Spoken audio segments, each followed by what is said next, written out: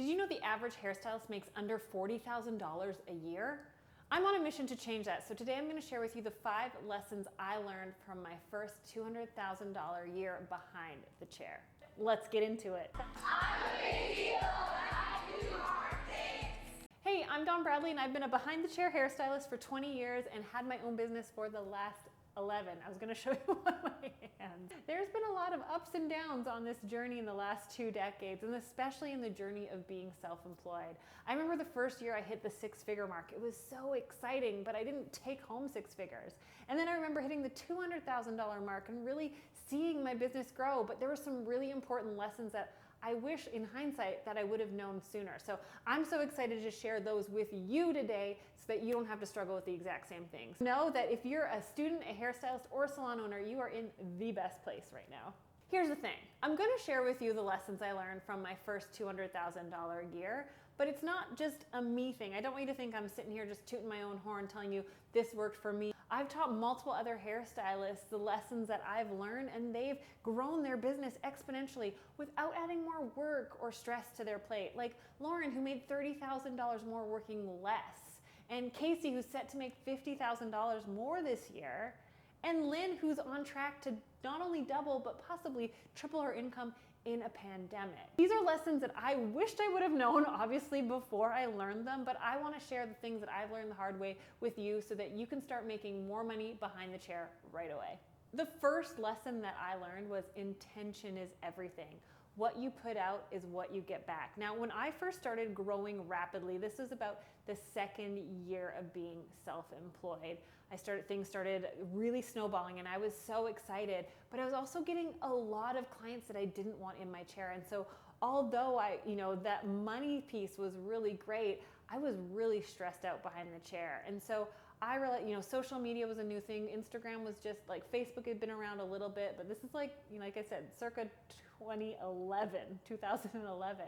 Things were pretty fresh and I wanted to be the everything. I didn't want to specialize. I loved doing it all. I wanted to win over those hard clients. I had this thing that I prided myself on. And so the intention behind everything was focusing on me instead of my clients. I was focusing on building myself up and my insecurities. And over time, I learned to focus more on the experience than just getting people in the door. I wish I was more focused on the type of client that I wanted in, and that intention wasn't there. I was just so full of fear about growing my business. I was the 2nd year into owning my own business. I was scared that this stuff's happening and it's great, but what if it all goes away? And my intention was more focused on just being busy and fully booked rather than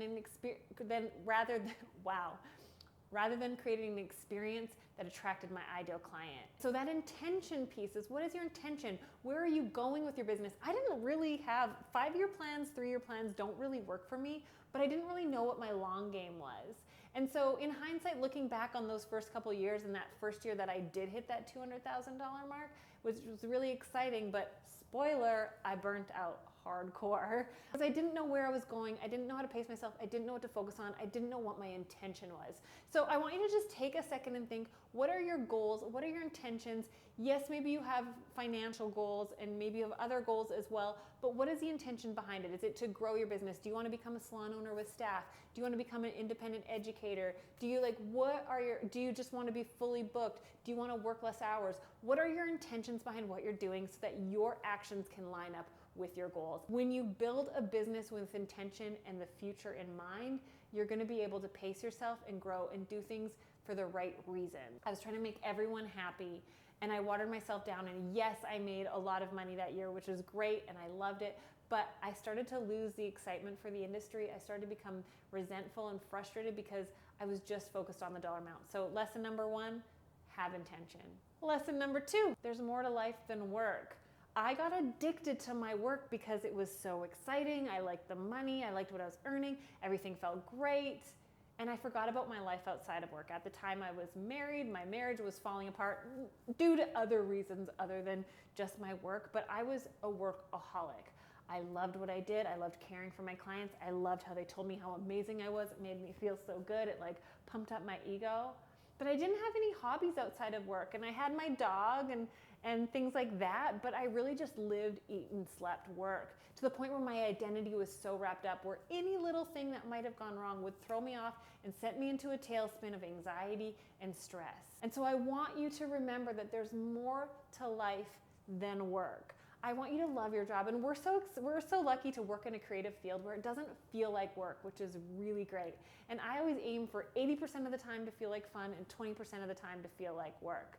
But truly, like I said, it feels like fun, which can be confusing to our brain, but it's really important that you have hobbies outside of work so that you can sustain for the long haul. It's, again, a lesson I had to learn the hard way. That first 200K year was exciting, but the way I built it wasn't sustainable.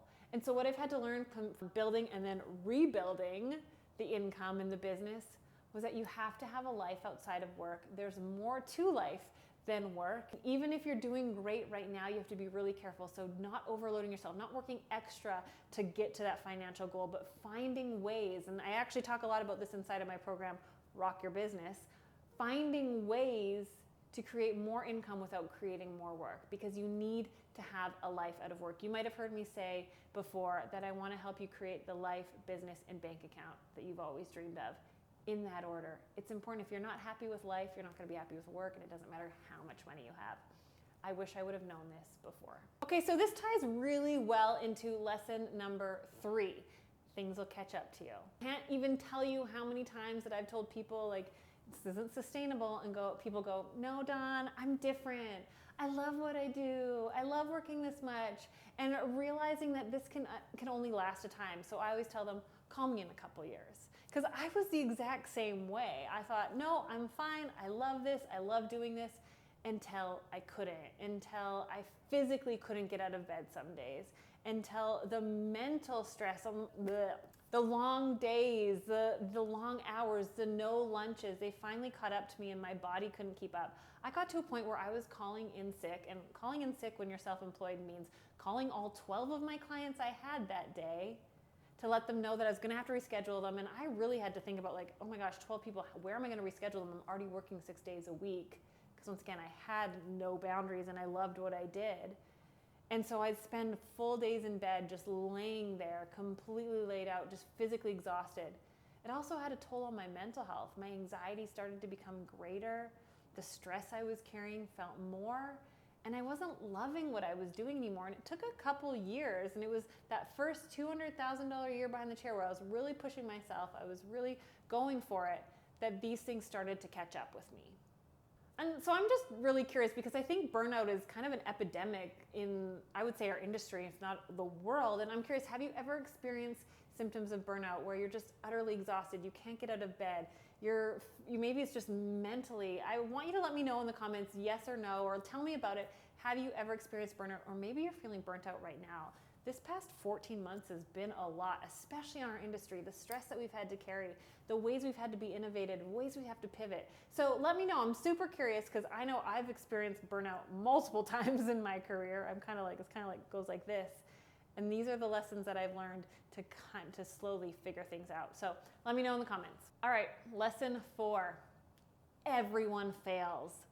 This one was really tough for me because I wanted to be perfect. I remember wanting to have this outward look, especially as Instagram came on the scene. I wanted people to admire what I did, to think I was amazing, and hide all the failures. I didn't think, like, if I was going to become someone, if I wanted to be this business owner that I was, and this person that people admired and wanted to come get their hair done with me, then there's no way I could mess up hair. I was also starting to educate around this time, and that first year of hitting that, I'd hit the 6 figures. Now I was hitting, the $200,000 mark. I didn't want people to know that I failed, because a successful hairstylist to me was someone who had it all together.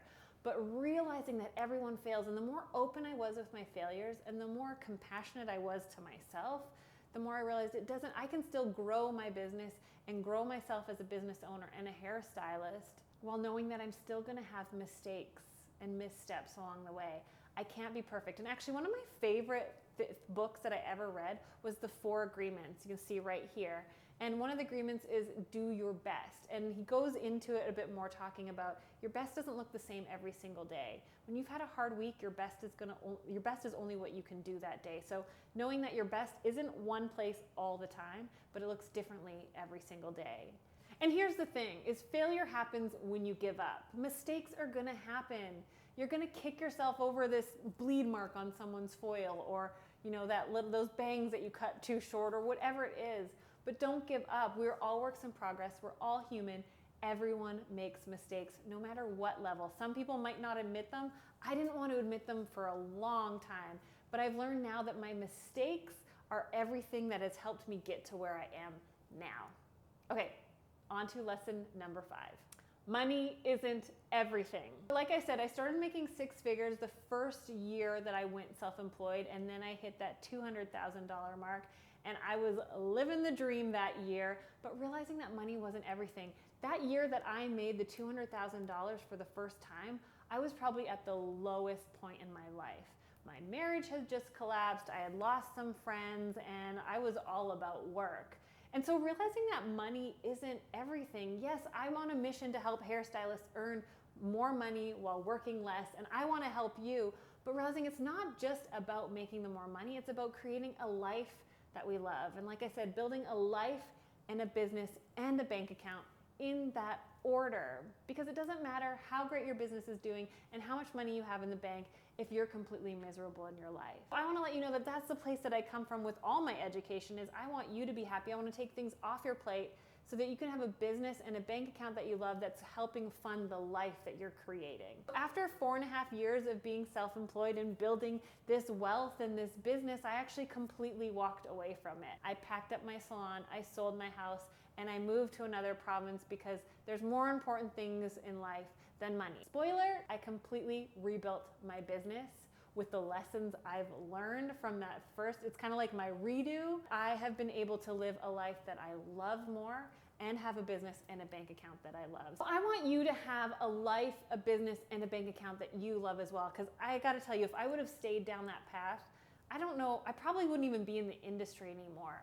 And so I'm so glad that I let go of feeling like money was everything. I walked away and started from scratch, and I rebuilt from the lessons I had learned, and I want to help you. And so if you actually want to build a business and a bank account and a life that you love, I want to invite you to my free class that's happening next week. I'll leave the link in the description below. It's completely free. It's called the 5 Pillars of a Successful Hairstylist. How to get clients who trust you, respect you, and pay you. I'm going to show you exactly how I rebuilt my business, working less, taking more off my plate so that I could make more. Go ahead and sign up. It's completely free. I can't wait to see you there. We're going to have a blast. I hope you enjoyed these 5 lessons I learned. I know it was a good refresher for me even right now to have that, take that step back, look, and realize, you know what's the important things, and where am I headed, where's my intention, and what am I focusing on. If you haven't watched the other 2 parts of this series, part 1 and part 2 are out, go check those out. Make sure you like, subscribe, leave a review, leave me a comment, and we'll talk to you soon. Or maybe you should just